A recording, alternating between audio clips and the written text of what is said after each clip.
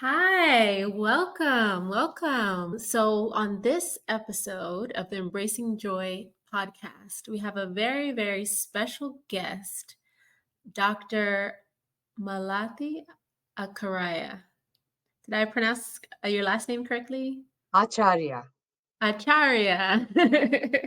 My apologies. So we have Dr. Malathi Acharya. So I first this I would like to introduce Dr. Malathi because she has a very unique field of practice and she provides comprehensive integrative medicine and is the founder of Ayer Integrative Medicine. She's passionate about all the elements of integrative medicine, including nutrition, lifestyle, supplements, botanicals, mind and body treatments, and treatments from alternative medical systems. She's a diplomat of the American Board of Integrative Medicine, and she's board certified in internal medicine and hospice and palliative care medicine as well. So she's very highly educated and certified. She's also certified in clinical hypnosis and heart math biofeedback technique. She trained in medical acupuncture, which is a lot. Wow, so you're really blending a lot of the Western medicine as well as the Eastern medicine technique. So, and It that is history. So, complementary and alternate systems. Yes. oh, which is great. So, she was born in Chennai, India, and she graduated from Madras Medical College. She completed her residency. Remind me where? At Central Valley, San Joaquin General Oh, Hospital in San Joaquin. California. Okay, in California. Okay, All in the way San from Joaquin. the shores of Madras to the fields of Central California, Oh, Central Valley. nice. That was a lot of travel for you. So Yes. you, yeah, wow. So you were able to come for residency after finishing your medical school in India, which is really great. So in Stockton, California. So she worked as an internal medicine physician for over 20 years. Initially, she was a hospital based physician, then she was a primary care physician. Yep. And after those 20 years of practice, she went on to advance her knowledge even more and study integrative medicine at the Andrew Weil Center for Integrative Medicine at the University of Arizona. Arizona. Mhm. She's an advocate for whole person care, which means addressing the physical, mental, emotional, and spiritual health of a person. So it's really taking into account the whole person, not simply a disease. She believes that finding our meaning and purpose in anything we do is essential for taking care of our whole selves. Dr. Malathi is excited to share her knowledge with us today, and she has a wealth of experience, of course, with over 20 years of practice in our Western medical system, and also learning more of the integrative side as well. So she's here to help people take control of their health by making small positive changes every day. So it's really a pleasure to have you on. So integrative medicine I would like to start with asking you just briefly about telling us what integrative medicine is. Very simply put, integrative medicine is blending, combining treatments from both the conventional allopathic system, which we also call as Western system of medicine, with combining treatments from that system along with treatments from other alternative systems, ancient alternative systems, whether it be traditional Chinese medicine, Ayurveda, or even systems like naturopathic medicine, taking the best principles from alternative systems as well as complementary treatments like chiropractic treatment or osteopathic manipulations, manual treatments like massage, energy healing treatments. So It's basically it's just combining treatments from all of these methods in a very research informed way and Mhm. more tailored to the person sitting in front of us. That's what integrative medicine is all about. Oh, that's So great. So we it have, really is kind of how it's said. So it's integrating both yes, together, like kind of bring it to, it's not, it's, there's a, some people also say complementary medicine. Is that the same as integrative medicine or is that different? complementary medicine refers to, it refers to systems of medicine that don't come under the traditional conventional allopathic treatment. So those that don't come under it are called complementary treatments. For example, chiropractic treatment, massage therapies, energy treatments, osteopathic management, they're all more complementary. Now, integrative medicine brings them all together. Yes, Mm, you guys may all be classified under different names, but we want to bring them together.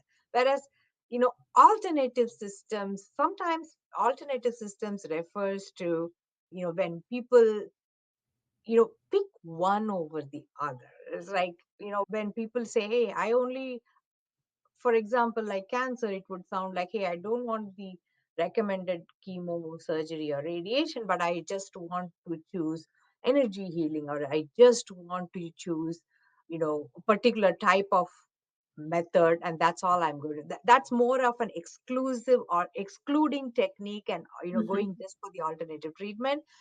In mhm, in integrative medicine, we have the opposite. We want to bring in everything because we know that especially for something like cancer, the best treatment is the conventional treatment. mhm. There is no way that we can not include that for the person. So integrative is the opposite of exclusion, it's including everything. Oh, that's wonderful. That's a great explanation. So that really clears it up because we hear all these types of medicine, it can get confusing. But I like that it takes into account, like, it's not saying, oh, a person has a cancer diagnosis and that they should only do acupuncture and Mhm. supplements.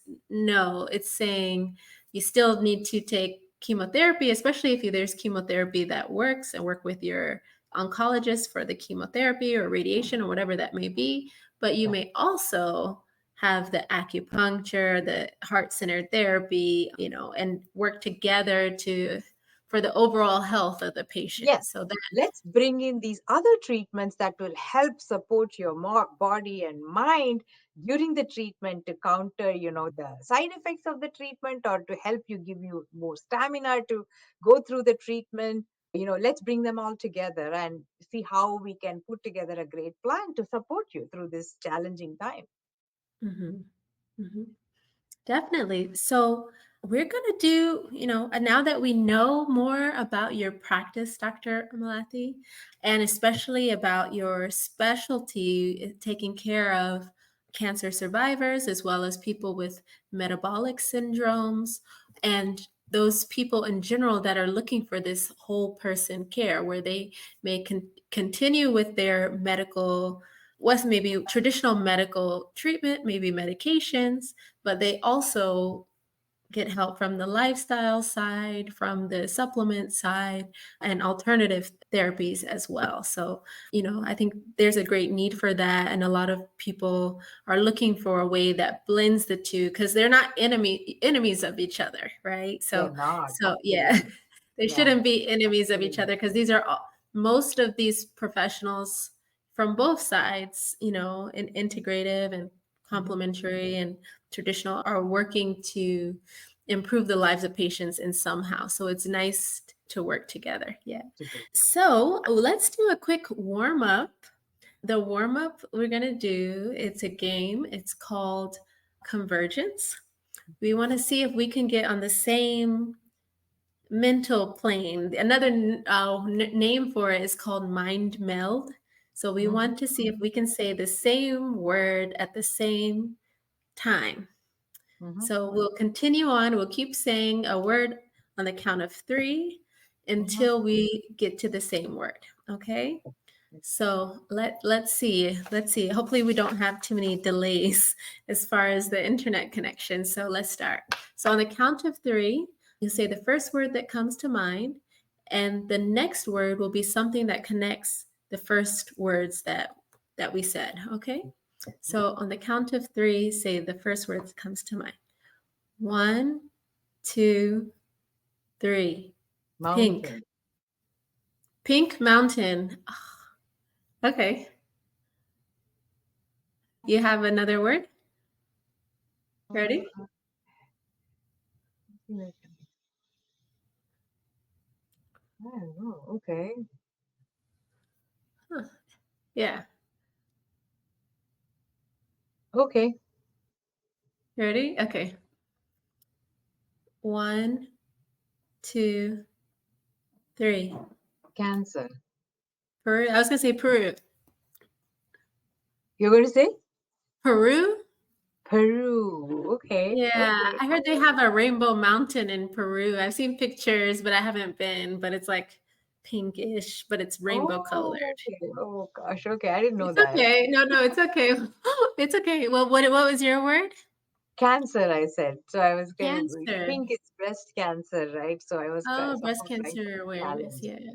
Yeah, but it has to connect the pink and the and the mountain. mountain, right? Right. Yeah, yeah, yeah. That's okay. So we have Cancer and we have Peru. Oh, that Yeah. may be difficult to connect these two. Well, that's going to be hard. Yeah. That's, But I have an idea. I have an idea. uh-huh. So think, Cancer is not just cancer. It could be like an astrological sign Yes. Yeah, yeah, yeah, and yeah, then you yeah. can connect it with Peru. You Cancer is ready? what? June, right? July. July. Yeah. Okay, Yeah, got it. I think end of Oh, yeah, July, end of June and July. Yeah. July. Okay, got it. Okay. Mhm. Zodiac sign. Ready? Yeah. Uh-huh. Okay. 1, 2, 3. Ocean. Winter. Winter and ocean. Okay. Ocean and winter. How can we connect those 2? Okay, I have an I know idea. how we can. Okay. Okay, okay. 1, 2, 3. Miami. Ice. Ice in Oh, Miami. I was coming to Ice in where you Miami. would go We winter. our brains are not wanting to meld yet today. You were thinking of Yeah. cold. I was thinking winter and ocean. Yeah, I was just thinking of a place where you would go that's near the ocean when you go in winter. So I said Oh, that's yeah, Miami, yeah, right? yeah. Yeah, people love to come to Miami in the winter time. It's Winter. like the most Right, right? one of the popular destinations for winter Yeah. winter And time, always right. one of the top ones in those recommendations. Yeah. Okay, we'll try one more time One before more. we start with the rest of us. Okay, so we have Miami and ice. Huh.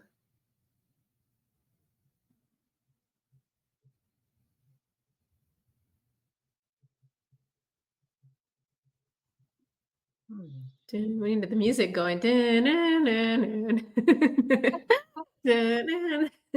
Miami and ice. It has to be some drink that's Okay, I got one. idea. I have no Yeah, idea. okay.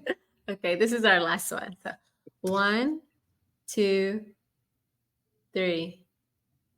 Bar, Cool. Cool bar, and bar. Bar? bar. Yeah.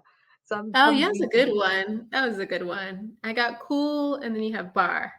But Yeah. that's our time. So we did we did pretty We good. were coming So together. We were converging. yeah, We we just didn't get to the mind meld, but we got some really cool ideas, and I see how you're thinking, and it's fun. It's not about getting it right. It's about yeah, the just thought getting process. out of your head and saying the first thing that comes to mind. Mhm. It's very Okay. interesting. All I love right. this. Yeah, did you enjoy the game? I enjoyed it. Yeah. Okay. All right. So I have some questions. So we talked about, a lot of your patients are cancer survivors or were cancer survivors. I've seen in the news and witnessed personally that we have a change in cancer diagnosis. A lot of younger professionals and younger people are being diagnosed with cancer. in their 20s and 30s. So, do you have any suggestions or words of wisdom for young professionals that are just starting to make their way in their life and their career, and then they get a cancer diagnosis, as far as how they can find joy after this diagnosis? Yeah, yeah. In it's it's a very important concept to find joy in life after a challenging diagnosis and journey like cancer and cancer Mhm, treatment. However, what I want to focus on is that the journey to finding joy is starts with nurturing the physical body back to health. Anyone who has just been diagnosed with cancer and has undergone the treatment and has they the most first and foremost important thing is to nurture the physical body back to health. So really focusing on the nutrition and really focusing on the you know anti-inflammatory and nutritious nutrient filled diet, and working on that is the first step. Because during that whole process of diagnosis and treatment, that one's health or one's appetite is not at its best. So the intake would have been poor, especially with all the side effects of treatments also affecting the intake of food. So the first and foremost thing to focus on is to nurture the physical body back to health. So focusing on diet, but looking into whether there are any specific deficiencies that need to be addressed. That's pretty much the first step where mhm, everything starts. Then moving on to then the focus would be on it should be on other activities, basic, I would say basic activities like movement, sleep, exercise, movement, and sleep. So, mhm, again, diagnosis, treatment, the anxieties and the fears while undergoing the treatment, and anxieties and fears that they are left with now. So focusing back, helping with strategies, coming up with strategies to help support sleep, coming up with a good strategy, a movement or an exercise prescription. mhm, All that is the next step. And then focusing on, do they need any specific supplements? Are there any botanicals that can help them overall? So that's where I usually start with, and then move on to another critical aspect of at that point would be stress management. This the constant worry and stress of, hey, you know am I going, sometimes they have routine follow-up imaging tests. Sometimes it's just the thought of, oh, I just came, finished this whole treatment journey, and I hope what I'm doing is right. I hope, you know I hope the cancer doesn't come back, and things like that. So they're constantly bombarded by stressful thoughts, things that they read on the internet. There's a lot of stressful stimuli, and stress management is very important. So leaning into practices like mindfulness, mhm, breath work, meditation, spending time in nature, spending, doing, making time every day to do things that bring joy, or, or hobbies that give pleasure. So stress management is another critical aspect that also needs to be addressed, so that we are balancing our autonomic system. So because obviously there's been an overdrive and overactivity of the sympathetic or the fight, flight, fright system. So just calming down, rebalancing that, allowing our parasympathetic rest and relax system to take the upper hand. That's the next important phase of what we mhm, do. And then you know when we address the physical, mental, and emotional aspects, that brings us to the spiritual part of this whole journey. It brings them to a space, uh, time and space, and a state of a state of being where they're able to contemplate and look inward, and you know explore in their minds, hey, what's my purpose? mhm, What is my purpose now? Yes, I've been through a very challenging time. I've undergone all this treatment. So to explore the purpose, to actually deeply think and understand what gives them purpose, meaning, and joy. So, and that reaching that step is not reaching that destination is not a one step process. One has to go through several steps, but finally, and as an integrative physician, I'm just a guide that leads them on through these steps. Finally, it's their own wisdom, um, and unique individual wisdom that helps them contemplate and look in and find out, hey, what's my purpose, what gives me joy, what gives me meaning. Mhm. And that is what would usually takes them forward on the journey from the next phase of their life, so to speak. And another important aspect of it is having a positive mindset. There are several studies that show that feeling of hopelessness, helplessness, and fear, they stimulate the stress. Obviously, they increase our stress and they stimulate the sympathetic system. There is a lot of cortisol level goes up, and cortisol actually lowers our immunity. So, there are lots of studies that show how a positive mindset strengthens the immunity system. And our immunity system is important not only to prevent infections, which we are all aware about, right? Keep us free of infections, but a very strong and robust functioning immune system is necessary to protect our body against cancer, because our immune cells are like surveillance police. They're always walking around to see, are there any of these cells that are showing aberrant tendencies of cancerous tendencies. So our immune system policing is very important to keep the cancerous cells from multiplying and establishing. So a positive mindset keeps our immune system robust and active rather than suppressing it. So these are a few things that lead on to that path of joy, reclaiming joy after challenging diagnosis of cancer. Mhm. Yes. So I hear that it's not, of course, that doesn't happen in one visit, right? It sounds like it's a process and it takes time, and the time is different for each individual and where they are in their process. But I like that you touched on helping those people in a way that takes into account multiple factors, their nutrition, their stress management. I remember learning about those natural killer cells, right? This for the immune system that fights cancer.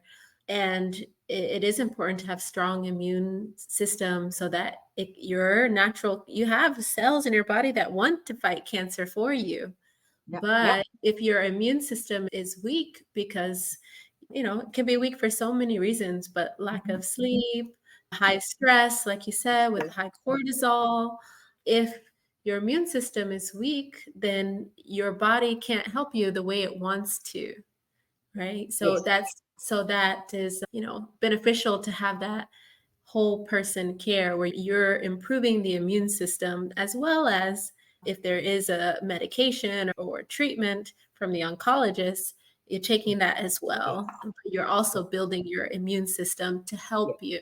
Yeah, so I really like that perspective as far as caring for the whole person so that they can eventually get to the place where they find meaning and joy, because what one person sees as a joyful thing is not what someone else sees as something joyful. So it's a very individualized treatment plan. Yeah, and I yes. like.